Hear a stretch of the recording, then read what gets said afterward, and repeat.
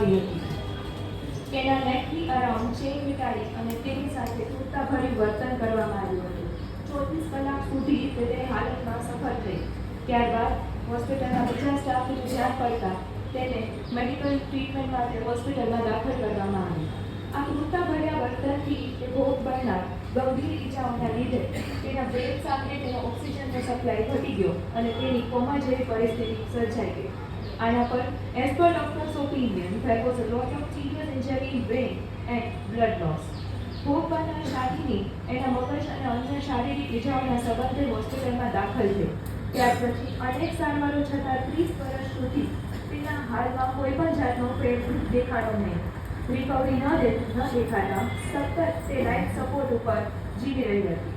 આ દયાજનક સ્થિતિમાંથી તેને મુક્તિ મળે અને શાંતિપૂર્ણ મૃત્યુ તેને પ્રાપ્ત થાય એના માટે તેની ફ્રેન્ડ પૂજા હિન્દોજા દ્વારા આપના સુપ્રીમ કોર્ટ સમક્ષ આર્ટિકલ 32થી આ રીટ પિટિશન દાખલ કરવામાં આવી છે. પૂજા દ્વારા શાલિની વતી યુથોનેશિયાની માંગણી કરેલ, જેનાથી તેને લાઈફ સપોર્ટ અને મેડિકલ ટ્રીટમેન્ટમાં ઘટાડો કરી અને તેને આ હાલતમાંથી મુક્ત કરી પીડામુક્ત કરવા માટેની અરજી કરેલ છે. આ અંગેના રિપોર્ટ પણ આપને રજૂ રાખેલ છે.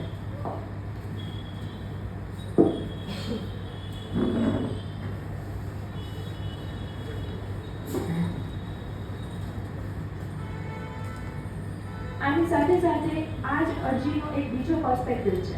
તેમના પરિવારજનો પર ભોગ બનનાર પીડિતાની સાથે એટલી જ દયાજનક સ્થિતિમાં રહેલા છે. આ દયાજનક સ્થિતિ જોઈને તેના પરિવારજનો પણ તે જ પીડા સહન કરી રહ્યા છે. આ પરિસ્થિતિમાં પરિવારજનોને માનસિક, શારીરિક અને આર્થિક ત્રાસથી તેઓ પીડાઈ રહ્યા છે. છેલ્લા 30 વર્ષથી તેમના પરિવારજનો તેની સાથે તેને સપોર્ટમાં અને તેની પીડામાંથી મુક્તિ મળે તેના માટે અથાગ પ્રયત્નો કરી રહ્યા છે. તેમ છતાં 30 વર્ષથી તેના હાલતમાં કોઈ પણ ફરક પડતો નથી. આ કામના બિલ પણ આપ સમક્ષ રજૂ કરેલા છે. પેશન્ટની સ્થિતિ ખૂબ જ દયાજનક હોવાથી તેના પરિવારજનોને પણ કોઈ ઉપાય ન મળતા તેઓ પણ તેના પીડામાંથી મુક્ત કરવા માટે અને 30 વર્ષથી તે જે પીડાય છે એમાંથી એને મુક્તિ મળે એના માટે આ પ્રેયર લાગી રહ્યા છે.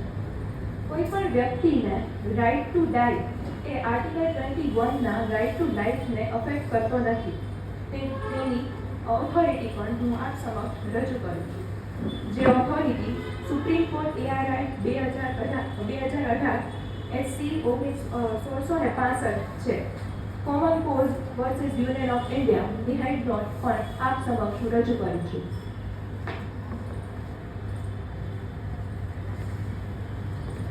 કોઈ પણ વ્યક્તિને આર્ટિકલ 22 મુજબ લાઈફ કેવી રીતે હોય? તો જે વ્યક્તિ પોતાનું જીવન જીવવા માટે સક્ષમ હોય અને પોતાનું જીવન સારી રીતે જીવી શકતી હોય, પરંતુ અહીં આ વ્યક્તિ 30 વર્ષથી લાઈફ સપોર્ટ ઉપર, વેન્ટિલેટર ઉપર પીડાઈ રહી છે. તેમ છતાં તેમને જીવન જીવવાનો અધિકાર છે, પરંતુ તે જીવન તેઓ સારી રીતે નહીં પરંતુ દયાજનક રીતે જીવી રહ્યા છે. તે મૃત્યુથી 30 વર્ષથી જૂની રહ્યા છે. તો આ એની પીડાને મુક્તિ આપવી એ આર્ટિકલ 21 રાઇટ ટુ લાઈફનું વાયોલેશન ગણાતું નથી. આ ઓથોરિટી મુજબ article 21 includes right to die with dignity in case when life is ebbing out due to terminal illness and irreversible medical condition. એવી કન્ડિશન કે જે રિકવરી પાત્ર નથી, અથાગ પ્રયત્નો છતાં કોઈ પણ જાતની રિકવરીના ચાન્સીસ નથી, તેવી વ્યક્તિને રાઇટ ટુ લાઈફમાં રાઇટ ટુ ડાય આપે, ઈચ્છા મૃત્યુ આપે તો તેનું ઇફેક્ટ થતું નથી. યુથોનેશિયાની માંગણી તેમની ફ્રેન્ડ દ્વારા એટલે જ કરવામાં આવી છે કે તે આ પીડામાંથી મુક્ત થાય અને તેને શાંતિપૂર્ણ મૃત્યુ મળે. આ તમામ બાબતોને ધ્યાનમાં લઈ શાલિનીને ઈચ્છા મૃત્યુ આપવા અને શાલિનીની આ પીડામાંથી તેને મુક્ત કરવા મારી અરજી મંજૂર કરવા આપ નામદાર કોર્ટને અરજ છે.